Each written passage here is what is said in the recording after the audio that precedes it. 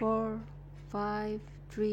2, 1. Assalamualaikum warahmatullahi wabarakatuh. Selamat pagi. Kita ketemu lagi dengan video materi berikutnya. Kalau dari gambar-gambar sebelumnya tadi, pasti kalian semua tahu apa yang akan saya bahas di video saya kali ini. Jadi, di video saya kali ini saya akan membahas tentang nutrisi. Apa sih nutrisi itu? Dan apakah nutrisi itu penting bagi tubuh kita? Nah, semua itu akan saya bahas di video ini. Jadi, kalian ikutin ya. Oke, sebelum saya lanjutkan pembahasan video materi ini, untuk kalian yang baru bergabung di channel saya, jangan lupa selalu kalian tonton video saya minimal ya diperhatikan sampai akhir dan subscribe dulu. Habis itu like, dan apabila video ini bermanfaat buat kalian atau teman-teman kalian, jangan lupa share. Oke, kita lanjut dengan video saya. Oke, nutrisi itu sebenarnya berbeda dengan makanan. Loh, kok bisa? Ya, jadi nutrisi itu pasti terdapat pada makanan. Tapi makanan yang kita makan belum tentu mengandung nutrisi. Bingung ya? Oke. Di pembahasan kali ini saya akan jelaskan, saya akan kupas tuntas apa sih perbedaan dari nutrisi dan makanan. Oke. Wow, gambar apa ini? Ya, di sini kalian melihat berbagai macam bahan makanan yang mungkin sebagian besar itu sudah pernah kalian makan atau biasa kalian konsumsi.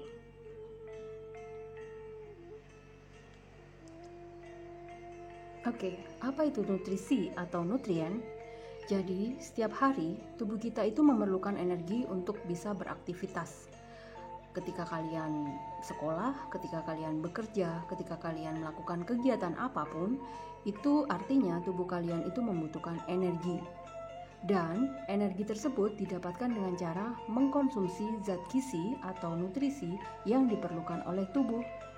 Kebutuhan zat gizi tersebut harus dipenuhi untuk menjaga kesehatan tubuh kita. So, nutrisi yang dibutuhkan oleh tubuh kita itu dibagi menjadi dua, yaitu makronutrien dan mikronutrien. Di dalam ilmu gizi, yang dinamakan makronutrien adalah zat gizi yang terdiri dari karbohidrat, protein, dan lemak. Sementara mikronutrien adalah vitamin dan mineral. Kedua zat ini adalah merupakan unsur penting dalam makanan sehari-hari dan sangat mempengaruhi pertumbuhan dan kesehatan tubuh kita. Nah, di sini kalian bisa bandingkan apa perbedaan antara makronutrien dan mikronutrien. Jadi, makronutrien itu adalah nutrisi yang dibutuhkan tubuh dalam jumlah besar. Jadi meliputi karbohidrat, protein, dan lemak. Sementara mikronutrien adalah nutrisi yang dibutuhkan tubuh dalam jumlah sedikit. Namun, walaupun dibutuhkan dalam jumlah sedikit, kekurangan mikronutrien juga berakibat fatal bagi tubuh. Contohnya, kekurangan zat besi dapat mengakibatkan anemia, kekurangan vitamin A bisa mengganggu kesehatan mata. So, walaupun kebutuhan dalam tubuh itu kecil, tapi mikronutrien harus dan wajib terpenuhi bagi tubuh kalian.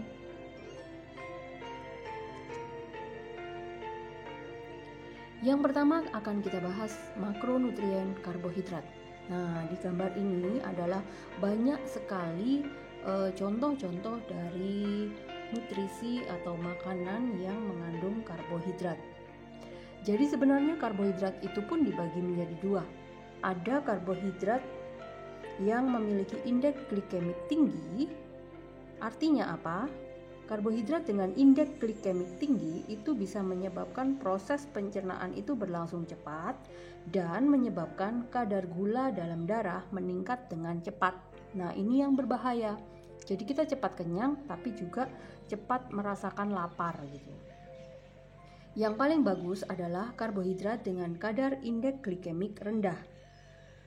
Karbohidrat dengan indeks glikemik rendah itu berlangsung sangat lama ketika dicerna atau perlahan ketika dicerna dan dapat meningkatkan kenaikan kadar gula itu secara bertahap. Jadi kita bisa merasakan kenyang lebih lama. Apa perbedaannya?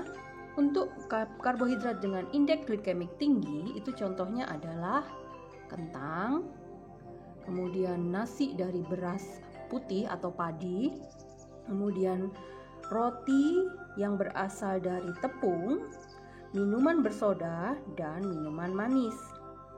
Sementara untuk karbohidrat dengan kadar indeks glikemik rendah itu kebanyakan berasal dari makanan-makanan yang memiliki serat tinggi. Contohnya kacang-kacangan, buah-buahan, sayuran, talas, sayuran hijau ya, yang memiliki kadar selulosanya itu tinggi.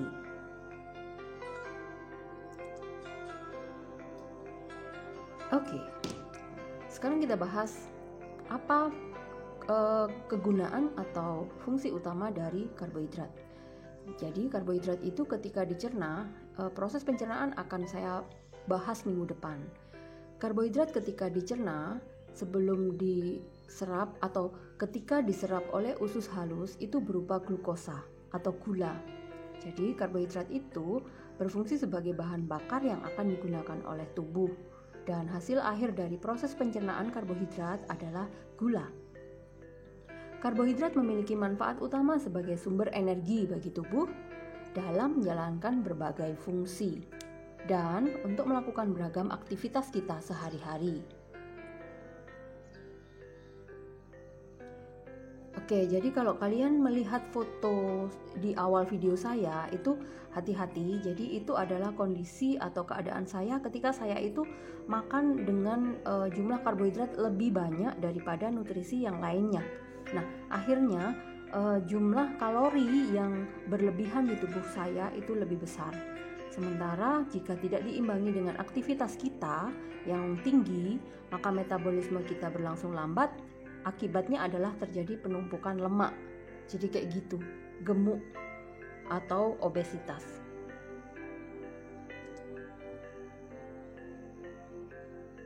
Oke, yang berikutnya, karbohidrat itu bisa dibagi menjadi 3 berdasarkan sumbernya. Jadi pati itu adalah karbohidrat yang terdapat pada berbagai macam tanaman. Contohnya biji, sayuran, dan kacang-kacangan. Pasta atau roti juga termasuk pati.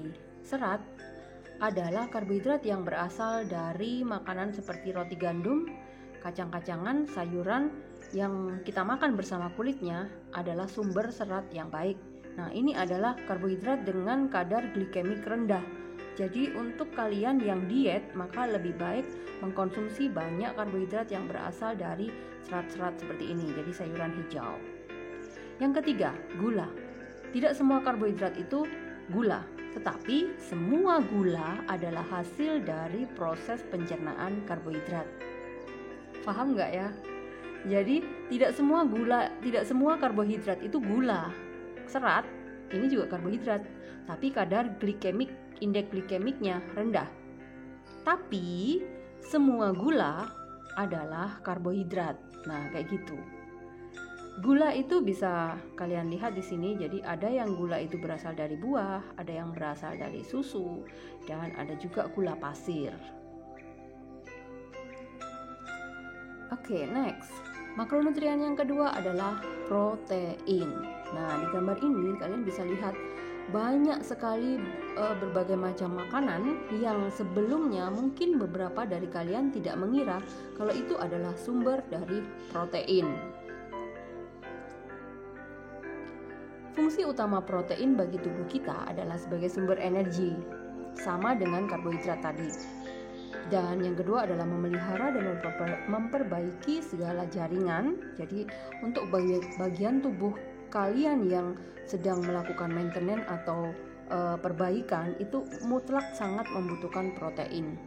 Misalnya ada kulit tubuh kalian yang sedang terluka, berarti di situ ada proses repairing, maka kalian membutuhkan protein.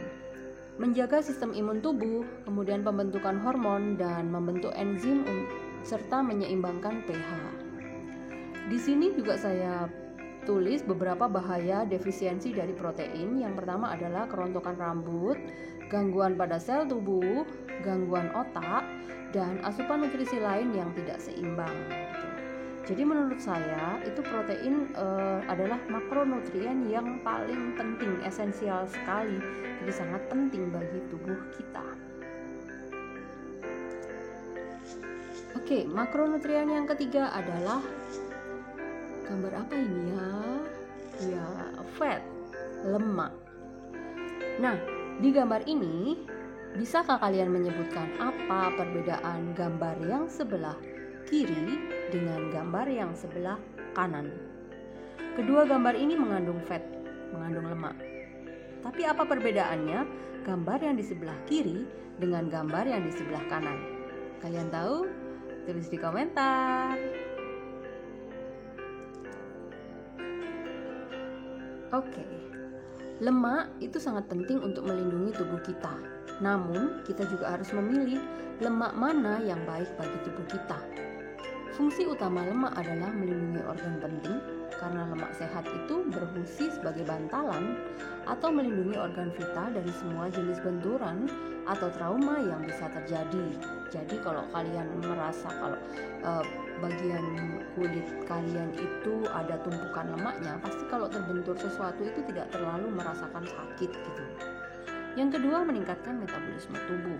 Menu diet yang dipenuhi dengan nutrisi seimbang seperti melibatkan lemak sehat akan membuat sistem metabolisme tubuh meningkat.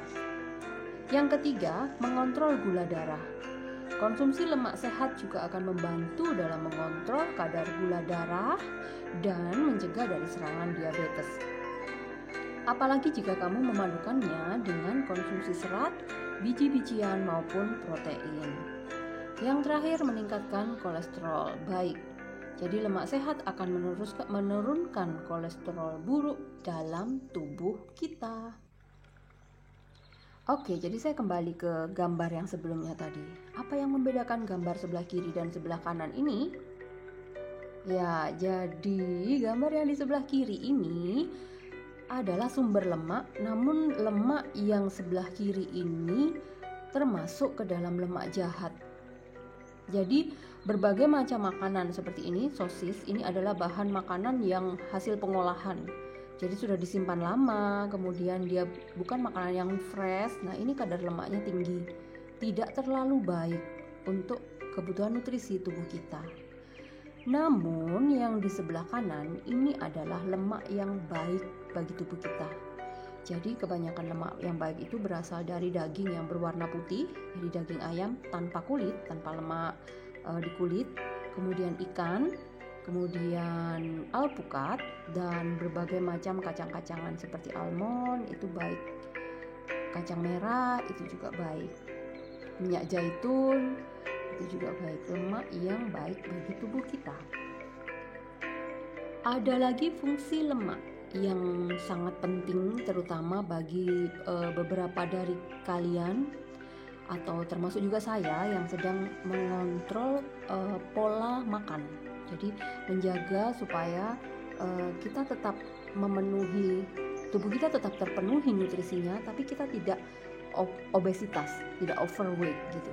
Jadi fungsi lemak yang kelima adalah mengontrol rasa lapar. Mungkin kalian pernah mendengar ada diet yang menggunakan makannya itu lemak semua gitu. Jadi daging, keripik, yang dari kulit sapi, kemudian telur. Nah, kayak gitu. Kenapa bisa makan lemak tapi dia tidak gemuk? Nah, yang dimakan itu adalah lemak yang memang baik. Karena dari fungsi lemak yang membantu kita merasa kenyang lebih lama, itu yang dipilih adalah lemak yang memiliki jumlah kalori lebih kecil gitu. Secara hitungan jumlah kalori dari makronutrien, protein sama karbohidrat dalam 1 gram itu hanya memiliki jumlah kalori sebesar 4 kalori per gramnya. Sementara lemak itu memiliki jumlah 9 kalori per gramnya.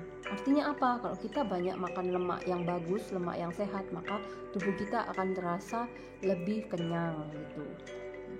Tidak cepat merasa lapar. Dan yang terakhir adalah mengurangi risiko penyakit jantung. Oke, untuk makronutrien sudah saya bahas. Nah, sekarang saya akan lanjutkan ke mikronutrien. Di awal tadi saya sudah menjelaskan bahwa mikronutrien itu adalah nutrisi yang dibutuhkan tubuh kita dalam jumlah sangat kecil. Tapi mikronutrien itu juga sangat penting dalam pembentukan hormon, aktivitas enzim, dan mengatur fungsi sistem imun dan sistem reproduksi. Apa saja yang termasuk ke dalam mikronutrien, yaitu vitamin dan mineral. Dan yang perlu diingat, yang tidak kalah pentingnya adalah serat atau karbohidrat dari sayuran hijau tadi, dan air. Kenapa? Karena air itu adalah pelarut dari semua nutrisi yang masuk ke tubuh kita. Kita kekurangan air, maka kita akan dehidrasi. Air itu juga membantu sebagai pelarut di dalam darah, gitu ya. Oke, jadi ini saya berikan tambahan sedikit buat kalian yang sedang dalam program mengatur pola makan supaya tidak obesitas.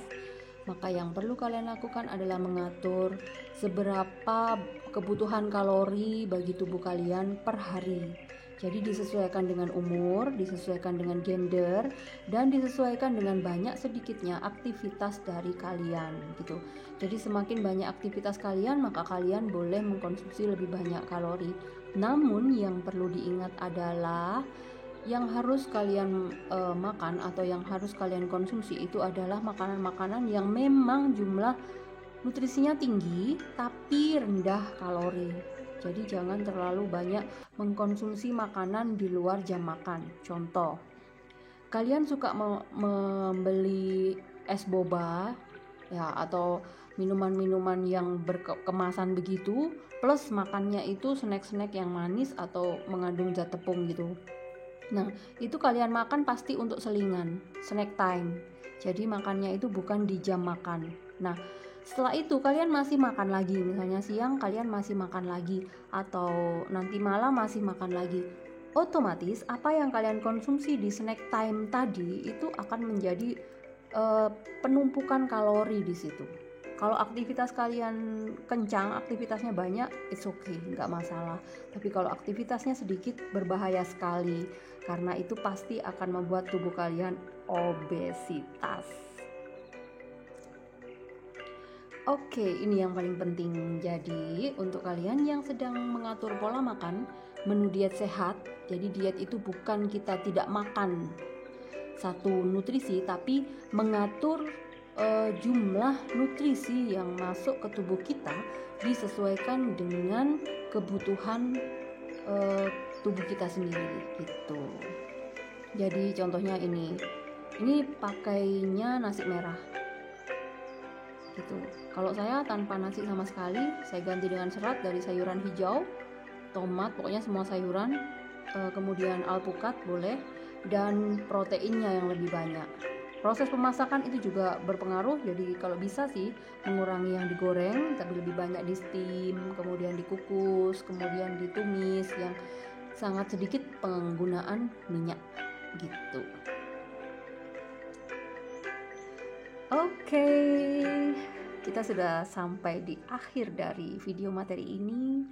Semoga apa yang saya sampaikan ini bisa kalian ambil manfaatnya. Semoga bermanfaat buat kalian semua, terutama ketika kalian akan atau mencoba untuk mengatur pola makan ya. Terima kasih atas perhatiannya. Semoga video ini bermanfaat buat kalian semuanya. Jangan lupa subscribe untuk yang belum subscribe, dan bantu like serta share ke teman-teman kalian. Terima kasih. Wassalamualaikum warahmatullahi wabarakatuh. Selamat pagi.